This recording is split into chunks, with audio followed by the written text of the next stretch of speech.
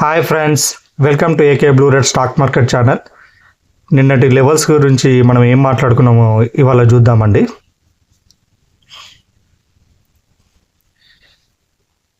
Nifty 50 చూడండి, ఇది day of కిందకి వచ్చింది కానీ మేబీ డేలో వరకు రాలేదు.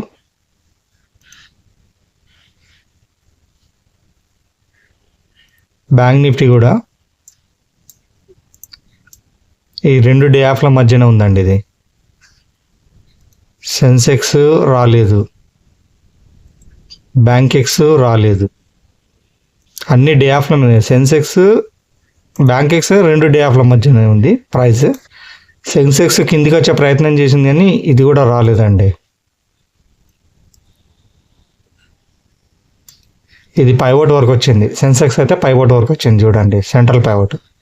బ్యాంక్ ఎక్స్ రెండు డే ఆఫ్ల మీదనే, డే ఆఫ్ల మధ్యనే ప్రైజ్ అందులోనే ఇరుక్కపోయింది. నిఫ్టీ కూడా బ్యాంక్ నిఫ్టీ కూడా సేమ్ థింగ్ అండి, రెండు డే ఆఫ్ల మధ్యనే ఉన్నది. కొంచెం పైకి వచ్చింది, డే ఆఫ్ మేబీ డే అని టచ్ అయింది అని మళ్ళీ ఈ బిట్వీన్లోనే ప్రైస్ క్లోజ్ అయిపోయింది. నేనేం చెప్పానండి,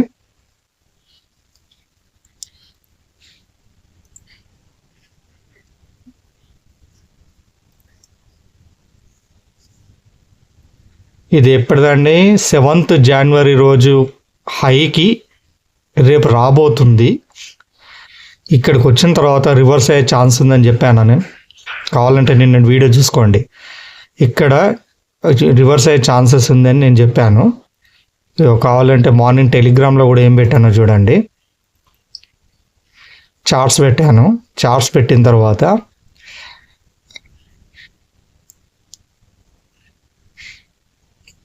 నిన్న వీడియోలో చెప్పినట్టు మనం అన్న లెవెల్కి వచ్చింది.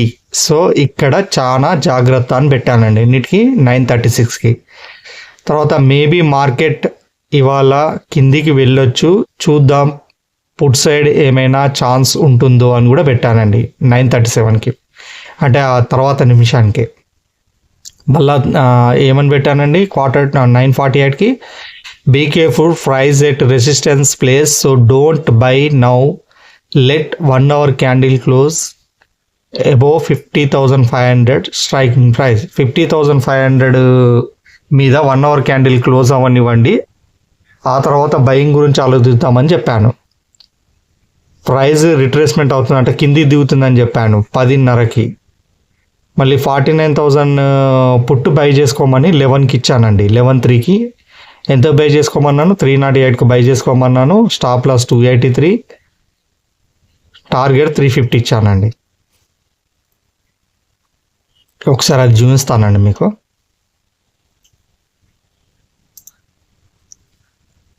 అది ఓపెన్ అయ్యే లోపు మిగతా కామెంట్స్ చేద్దాం. అది ఇచ్చిన తర్వాత 1:2 రేషియో అని చెప్పాను. ప్రాఫిట్ వస్తే 1300, లాస్ వస్తే 750 అని చెప్పాను. చార్ట్ కూడా పెట్టాను, ఎక్కడ దాకా రావాలని చెప్పానండి, ఈ రెడ్ డే ఆఫ్ వరకు ప్రైస్ రావాలని చెప్పాను. స్టాప్ లాస్ హిట్ అయింది ఎప్పుడండి, మన Q1కి స్టాప్ లాస్ హిట్ అయిపోయింది. Market have to go downs, కిందికి వెళ్ళాలనుకుంటుంది, బట్ చూద్దాం, వెయిట్ అండ్ సీ ఏమవుతుందో చూద్దామని మళ్ళీ 1:30కి ఏమో పెట్టానండి, 1:26కి. ప్రైస్ అంటే ప్రైస్ ఇక్కడికనే రెసిస్టెన్స్ ఫేస్ చేసిందండి.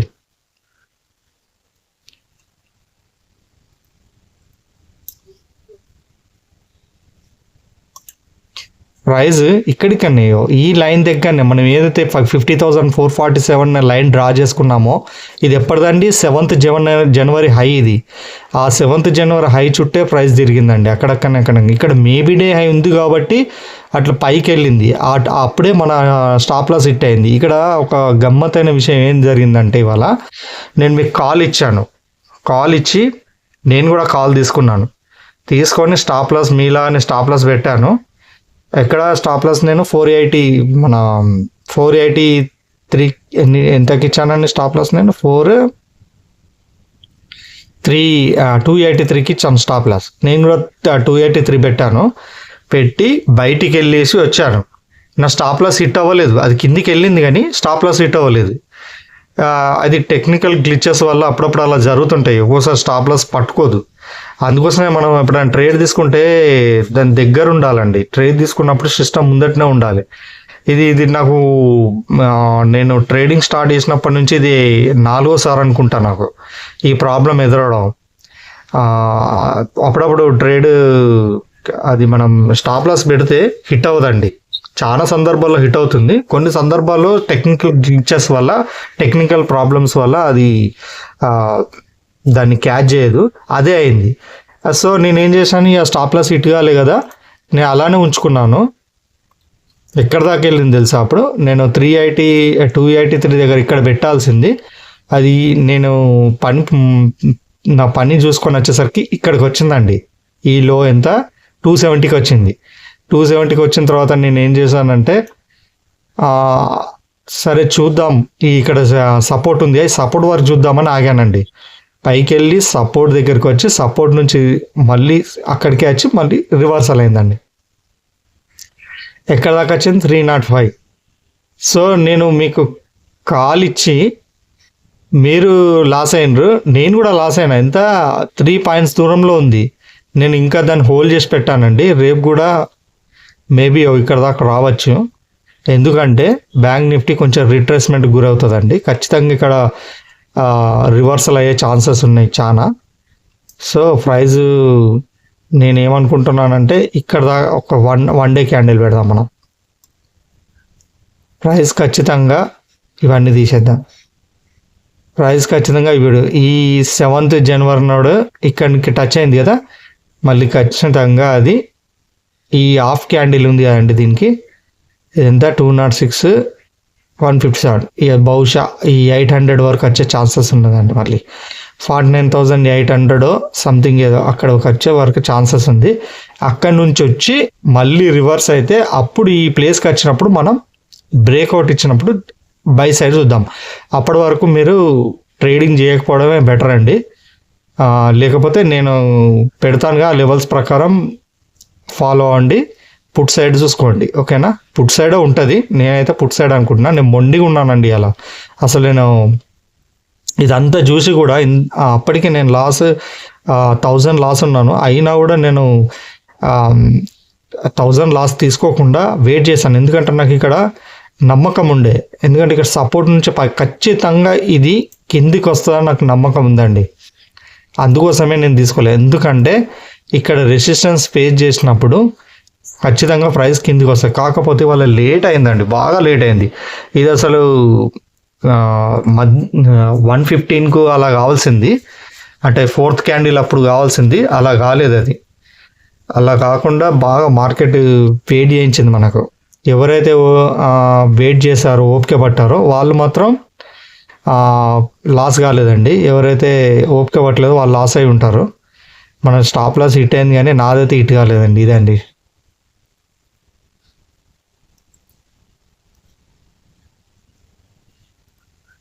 అన్నీ అంతేనండి. నిఫ్టీ కూడా ఎక్కడికి వచ్చింది చూడండి, 7th జనవరి హై అనుకుంటా. ఇదేంటిది సేమ్ కాదు, ఇదైతే ఓకే 7th జనవరి హై వరకు వచ్చిందండి. ఇది కూడా వచ్చి రివర్సల్ అయింది. ఇది కూడా కొంచెం రిట్రేస్ అవుతుంది, కొంచెం కింది దిగుతుంది. మార్కెట్ మొత్తం కిందికి దిగుతుంది అనిపిస్తుందండి. చూద్దాం రేపు ఏమవుతుందో.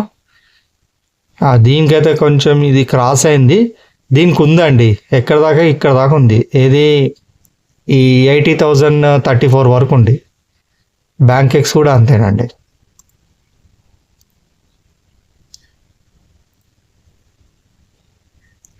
బ్యాంక్ ఎక్స్ కూడా మూమెంటం ఉందండి. ఫస్ట్ చిన్న క్యాప్చర్ చేయాలి, ఈ హై క్యాప్చర్ చేయాలి. 57,900 960. ఓకేనా అండి? రేపటి లెవెల్స్ ఒకసారి చెప్పుకుందాం. నిఫ్టీ 50 అండి 23,700 అబోవ్ క్యాండిల్ క్లోజ్ అయితే 23,600 కాల్ బై చేసుకోండి. 23,650 బిలో క్యాండిల్ క్లోజ్ అయితే 23,800 పుట్ బై చేసుకోండి. బ్యాంక్ నిఫ్టీ చూడండి, 50,400 ఎబో క్యాండిల్ క్లోజ్ అయితే 50,100 కాల్ బై చేసుకోండి. 50,300 బిలో క్యాండిల్ క్లోజ్ అయితే 50,500 పుట్టు బై చేసుకోండి. సెన్సెక్స్ చూడండి, 78,300 ఎబో క్యాండిల్ క్లోజ్ అయితే 78,000 కాల్ బై చేసుకోండి. 78,200 బిలో క్యాండిల్ క్లోజ్ అయితే 78,600 పుట్ బై చేసుకోండి. బ్యాంక్ ఎక్స్ ఇగ్నోర్ చేయండి, నేను చెప్తే తీసుకోండి లేకుంటే లేదు, కానీ సరే లెవెల్స్ అయితే రాసుకొని పెట్టుకోండి. 57,000 మీకు ఐడియా ఉండడానికి 57,100 ఎబో క్యాండిల్ క్లోజ్ అయితే 56,800 కాల్ బై చేసుకోండి. 57,000 బిలో క్యాండిల్ క్లోజ్ అయితే 57,300 పుట్టు బై చేసుకోండి. వాటి ప్రీమియం చెప్తానండి. నిఫ్టీ 50 చూసుకోండి, 23,600 కాల్ బై చేయాలనుకుంటే అది క్యాండిల్ రేపు ఇది ఎక్స్పైర్ ఉందండి. నిఫ్టీ 50 గుర్తుంచుకోండి, కొంచెం జాగ్రత్త దీంతో, ఎందుకంటే మనకు క్వాంటిటీ 75 ఉంది కాబట్టి డబ్బులు ఉంటే ఒక్క క్వాంటిటీ ఒక్క లాట్తో ట్రై చేయండి. 23,600 కాల్ బై చేసుకోండి. 23,600 కాల్ బై చేసుకుంటే 102 మీద క్యాండిల్ క్లోజ్ అవ్వాలండి, ప్రీమియం క్యాండిల్. టార్గెట్ 150. ఒకవేళ 23,800 పుట్ బై చేయాలనుకుంటే ఆ క్యాండిల్ 172 మీద క్లోజ్ అవ్వాలండి. క్లోజ్ అయితే బై చేసుకుంటాం, target 210. Bank Nifty 50,100 above 50,100 call by చేయాలనుకుంటే ఆ క్యాండిల్ 1,035 మీద క్లోజ్ అవ్వాలండి, అప్పుడు బై చేసుకుంటాం, టార్గెట్ 1130. 50,500 పుట్ బై చేయాలనుకుంటే ఆ క్యాండిల్ 785 మీద క్లోజ్ అవ్వాలండి, క్లోజ్ అయితే బై చేసుకుంటాం, టార్గెట్ 900. సెన్సెక్స్ చూడండి, 78,000 కాల్ బై చేయాలనుకుంటే క్యాండిల్ 770 మీద క్లోజ్ అవ్వాలండి, అప్పుడు బై చేసుకుంటాం, టార్గెట్ 890. 78,600 పుట్ బై చేయాలనుకుంటే ఆ క్యాండిల్ 710 మీద క్లోజ్ అవ్వాలండి, అప్పుడు బై చేసుకుంటాం, టార్గెట్ 812. బ్యాంక్ ఎక్స్ ఇగ్నోర్ చేయండి, కాకపోతే స్క్రీన్ షాట్ కొట్టుకోండి. మీ దగ్గర అయితే అట్లా లెవెల్స్ ఉండనివ్వండి, అట్లా సేవింగ్లో, ఓకేనా. నేను ఇవాళ ఒకటే కాల్ ఎందుకు ఇచ్చానంటే పుట్ సైడ్ ఉండి కూడా మళ్ళీ చెప్పొచ్చు మీకు, కాకపోతే అప్పటికే టైం అయిపోయిందండి, అందుకోసమే నేను ఇవ్వలేదు. మనకు ఎక్కువ రోజుకి 10 చేయాల్సిన అవసరం లేదు, 5 చేయాల్సిన అవసరం లేదండి, 1 లేదా 2 అంతకు మించి చేయొద్దండి. ఇంకేదన్నా చేయాలనుకుంటే 3 లాస్ట్, అంతే. అక్కడికే అసలు నన్ను అడిగితే 2 చదివినా ఫండి, అందులోనే ప్రాఫిట్ వచ్చిందా లాస్ వచ్చిందా బుక్ చేసుకొని పక్కకు జరగాలి. అంతేగాని మార్కెట్లో 330 వరకు ఉండి ట్రేడ్ల మీద ట్రేడ్లు తీసుకుంటే మన వాడికి ఆ బ్రోకరేజ్ ఛార్జెస్ ఇవ్వడం తప్ప అందులో ఏ లాభం లేదండి. అందుకోసమే మీరు 1 లేదా 2, ఓకేనా. అందుకోసం నేను ఇవ్వలేదండి, నాకు కనబడలేదు ఇవాళ ప్రైస్ మూమెంటం కూడా అంత నింపాదిగా ఉందంటే లాస్ట్ మినిట్లో లాస్ట్ హాఫ్ అన్ అవర్లో క్యాండిల్ ఇంత పెద్ద పడిందండి. అందుకోసమే అంత ధైర్యంగా ఎందుకున్నానంటే నా ఒక రకంగా అది నాకు మేలు అయిందండి ఆ టెక్నికల్ ప్రాబ్లం. కానీ ఎంతైనా డేంజర్ అండి, ఒకవేళ పైకి వెళ్తే నేను ఎంత లాస్ అయి ఉండేవాడిని, 2,000 3,000 కూడా లాస్ అయి ఉండేవాడిని. కాకపోతే నాకు ఉన్న నమ్మకం మొండితనం వల్ల నేను ఏం చేశానంటే ఖచ్చితంగా డే ఆఫ్ వర్క్ వస్తుంది అనుకున్నా, కానీ రాలేదు. కానీ కిందికి దిగుతుందని మాత్రం తెలుసు, ఎందుకంటే ఇక్కడ రెసిస్టెన్స్ దగ్గర ఉంది కాబట్టి రిట్రేస్ అవుతుంది కాబట్టి ఆ నమ్మకంతో ఉంచుకున్నానండి. ఓకేనా అండి, ఇంతేనండి.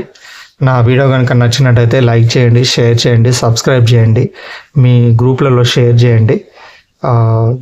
ఎవరైనా షేర్ మార్కెట్లో ఉంటే నా వీడియో చూసి వాళ్ళు ఎంతో కొంత నాలెడ్జ్